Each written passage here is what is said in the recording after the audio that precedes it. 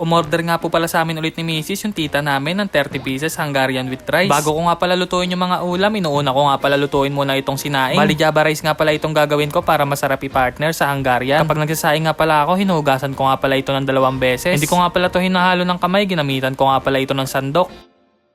Pagkatapos ko nga pala to hugasan, lalagyan ko na nga pala to ng turmeric powder, pampadagdag aromatics at lasa na rin. Tapos hahalu-haluin ko nga lang pala siya para kumapit lang yung turmeric powder sa mga bigas, tapos saka ko siya lalagyan ng tubig. Tapos nga nun, isasalang ko na nga pala siya dito sa may rice cooker para makapagluto na ako ng mga ulam. Pupunasan ko na nga muna pala itong basang gilid ng kaldero para hindi mas mabilis masira itong rice cooker. Pagkatapos nga nun, nagpainit nga lang pala ako dito ng mantika bago ko nga pala nilagay dito yung mga Hungarian. Saglit nga lang pala maluto itong mga Hungarian, bali aantayin ko nga lang pala siya mag golden brown tapos pwede ko na nga pala siyang hanguin.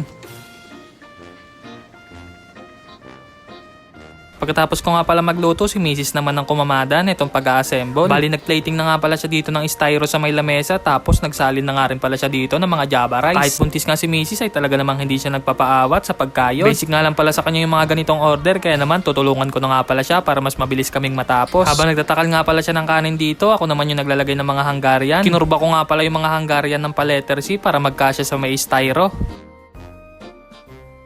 Naglagay na nga rin pala si Mrs. dito ng kutsara at ketchup, tapos ready to go na to. In-order nga po pala ito ng tita namin para sa mga pamangkin niya at mga bata dito sa lugar namin. Bali nung July 11 pa nga yung video na to at birthday niya nga rin pala nung araw na yan. Kaya naman binabati ka po namin ni Mrs. na isang maligayang happy birthday. More blessings at good health po kay Tita Ichay na nag-order po sa amin ni Mrs. nitong mga pagkain.